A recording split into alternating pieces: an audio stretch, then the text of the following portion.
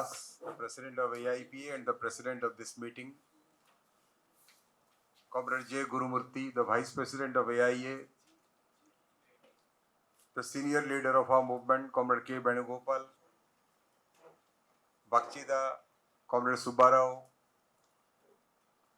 other comrades sitting on the dais, and my dear comrades attending the third conclave of the General Insurance Pensioners Association under the aegis of the All India Insurance Pensioners Association. First of all, I greet you all on my personal behalf and also on behalf of the AIA, the All India Insurance Employees Association. I am very happy, or rather privileged, that I could be a part of this conclave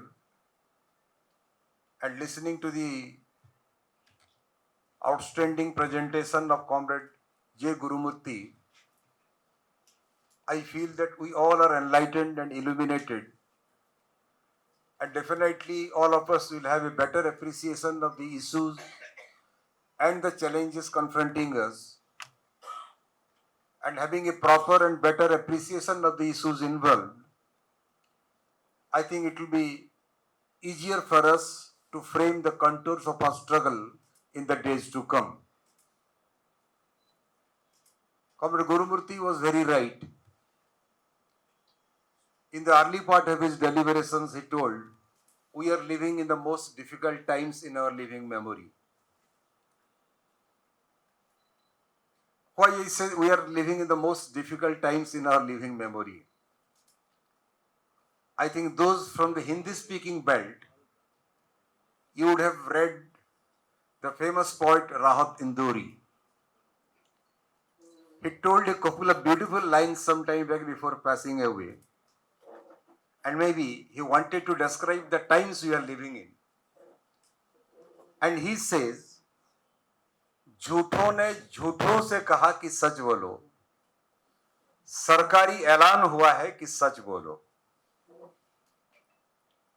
घर के अंदर झूठों की एक मंडी है, दरवाजे पर लिखा है कि सच बोलो।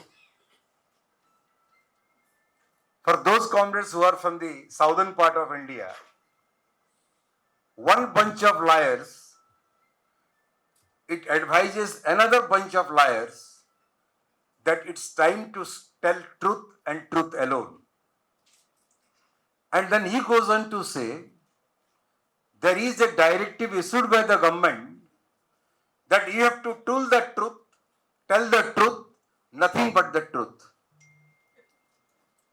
There is a veritable market of lies inside the room, but there is a big signboard painted on the door, you have to tell the truth. And I feel the times that we are living in is the most difficult because this is the time of falsehood, untruth, and absolute lies. And this conclave, I am terribly confident, absolutely confident, this will help us collectively to sift truth from falsehood or to distinguish fact from fiction. I don't know how to describe the situation. I won't take much of your time. I know you are already running short of time, having started the meeting 10 minutes late. But then, comrade, while giving the preliminary remarks, Comrade Gurumurthy told about the issues, primary issues confronting our movement in JIPA. I know all of you are very unhappy. Even though the family pension was increased to a uniform rate of 30% in LIC, the issue is still pending in public sector general insurance, especially for our pensioner comrades.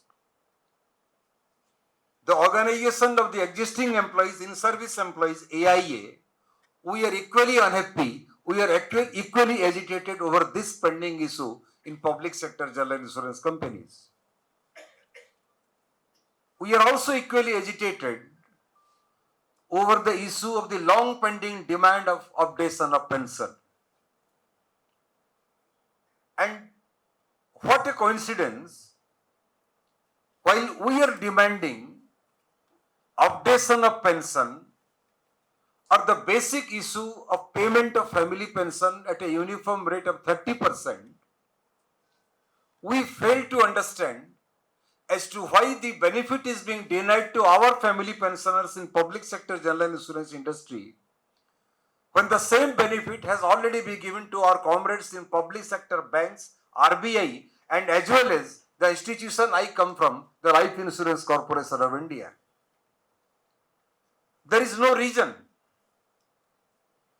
And also I would like to give one important clarification here. This struggle, the struggle to realize 30% family pension at a uniform rate, or the struggle to ensure updation of pension in LIC as well as public sector general insurance, there has to be a complementarity in our movement. There has to be a complementarity in our struggle. The pensioners alone, they cannot wage this struggle. It is extremely difficult. Similarly, for the in-service employees, it is not possible to struggle within the industry alone and realize this demand.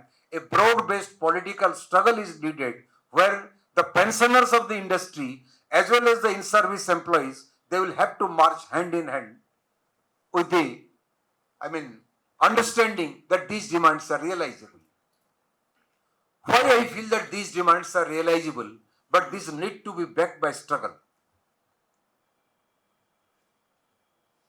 Why is it that these demands could be made possible in public sector banking?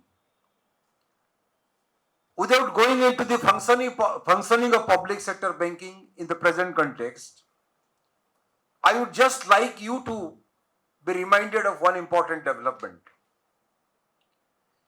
Between the year 2016-17 to 18-19, I think most of you are aware, the public sector bank was being defamed and derided like anything because public sector banks in India, they sustained losses to the tune of 1,78,000 crores. Good, bad, ugly, whatever it is. But the government of India went for the mergers or consolidation of public sector banking in India. And today, there is a complete turnaround. Merger is only one issue. Merger is the contributory factor, one of the contributory factor. But as things stand today, public sector banks today from a position of 1,78,000 crore losses, they made a huge turnaround and now they have earned a profit of more than 1 lakh crore, more than 1.5 lakh crore. And this could be possible because of two reasons.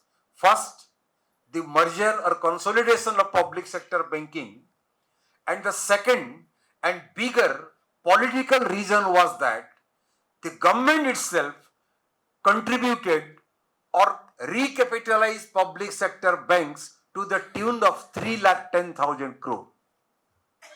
Now we want to ask a very simple question from this conclave, especially from the AIPA. If the government of India could contribute 3,10,000 crore to ensure that there is a turnaround in public sector banking, why should the same government take a specious plea that having contributed or recapitalized around 17,450 crore to public sector general insurance companies, why cannot they contribute more to ensure that the public sector general insurance companies also see a significant turnaround? This is a basic political question that we will have to ask. And secondly, Comrade Gurumurthy, he was giving the figure. So I told Satanjivda in a lighter vein that numerically speaking, AIPA is now a much bigger organization than AIA. Not only numerically, qualitatively also. Because you are our seniors. I am the youngest person in this conclave. I am happy about it. It always feels great to be in the company of seniors. And the fact remains that 10 years ago, 5 years ago, we used to take pride in the fact that we have got a huge democratic advantage where an overwhelming majority of our population is young. But today, India is an aging country. And it is estimated that by the year 2050, the number of the retirees that is going to far outpace the number of in-service workers in India. Thanks to liberalization and thanks to all the new economic policies and all that. And longevity to a great extent it has increased. So in a sense, in 10-15 years time, we are going to lose the democratic advantage. And when a huge percentage of the Indian people, they are aging, they are going to be senior citizens a few years from now. What a terrible mess our ruling classes have done so far as the pensioners community is concerned. There is an international agency known as Mercer CFA.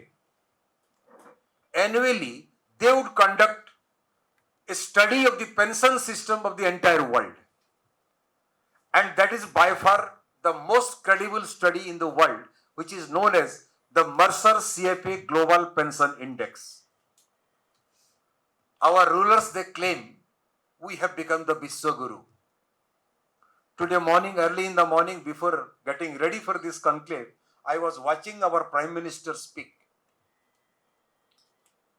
He was addressing on the 75th anniversary of the Supreme Court of India. And he was making a claim, in the last 10 years, India has progressed so much that we can legitimately claim we have become the real Vishwaguru. But this Mercer CFA Global Pension Index says, India's pension system occupies the 45th position in the entire world. You are at the 45th place. And the pension system of the entire world, this is judged basically in terms of three basic elements or three basic features. One is affordability. Second is adequacy. And third is integrity. And you'll be surprised to note the Mercer CFA Pension Index says, so far as adequacy of the pension amount is concerned, so far as integrity of the pension system is concerned, we are the worst in the world. And that is how we want to project ourselves as a Vishwaguru. Now you see, the present situation of our country is such, unemployment, the less said the better. Price rise, the less said the better. And unfortunately, there is a group of commodities called the top group of commodities, tomato, onion and potatoes. In the last 5 years, the prices of tomato has increased by 30%. The prices of onions have increased by 46%. The prices of potatoes in the last 5 years have increased by 59%. When this is the situation, a large majority of our people in the country who live in absolute poverty, who are aching out an absolutely miserable life, for them, our Vishwaguru has declared a pension amount which is known as the National Social Assistance Program, and for the last over 10 years, this monthly pension under National Social Assistance Program, it has continued to be at 200 rupees a month.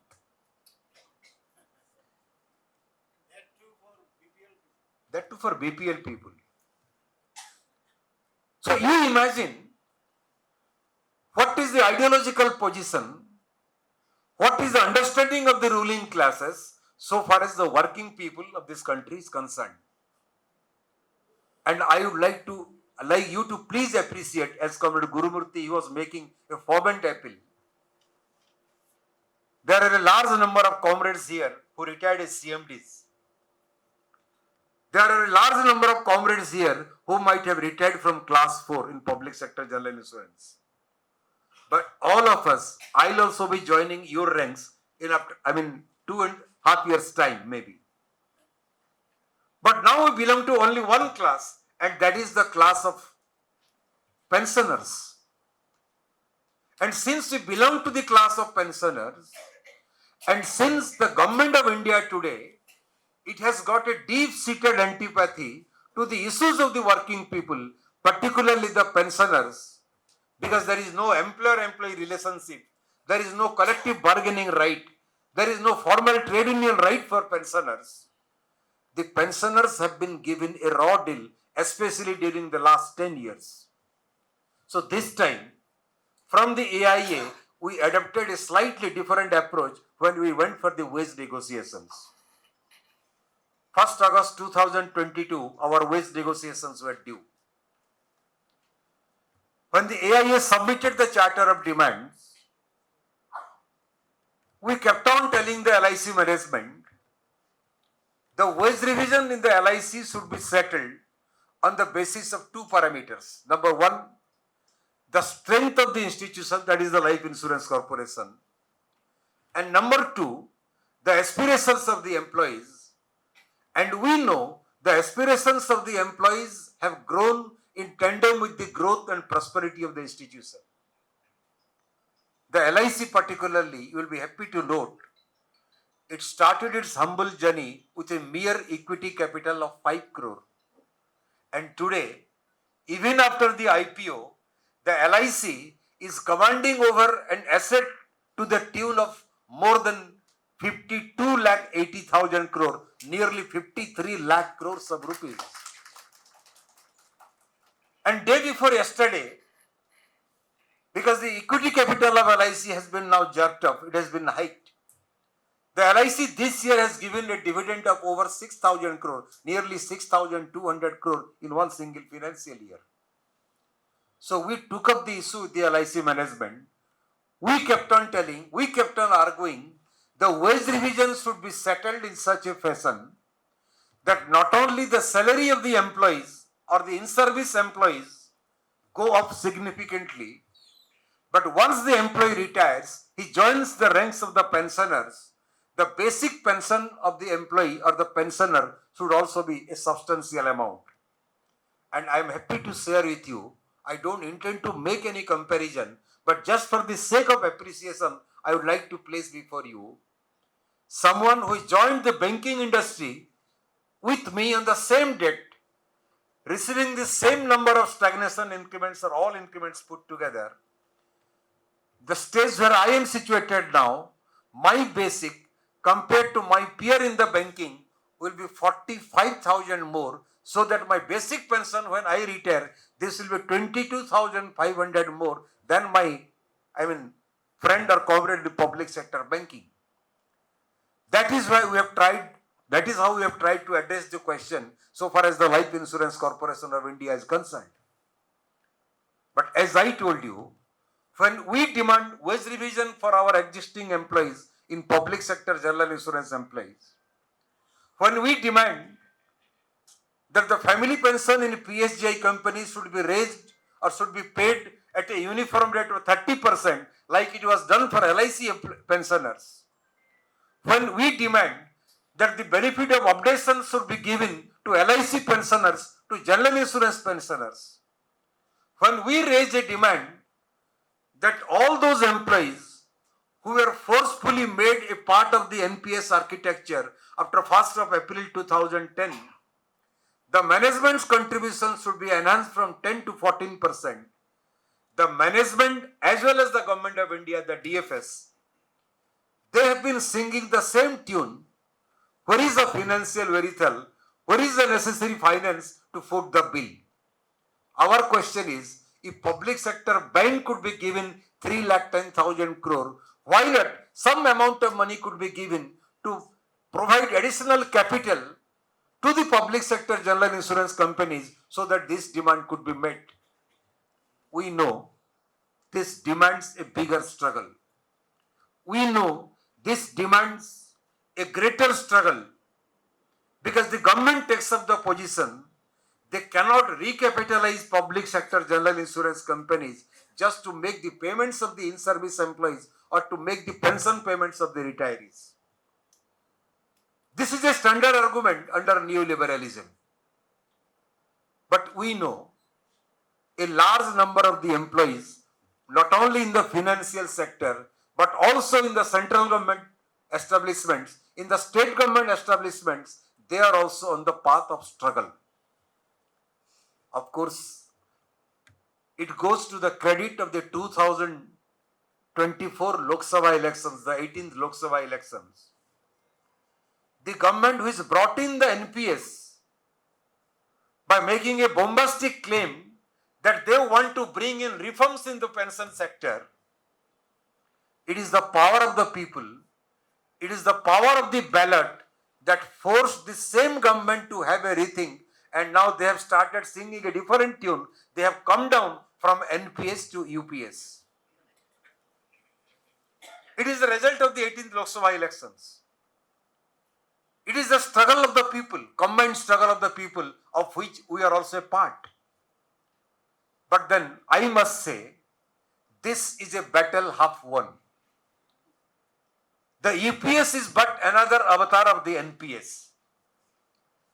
This is as much a contributory scheme as was the NPS. The central government employees, the state government employees, they had been demanding the restoration of the old pension system.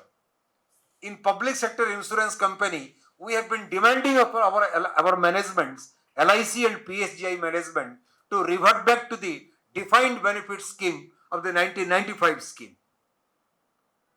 But now the question is, because of the collective efforts of the working class of India, there has been a climb down so far as the position of the government is concerned.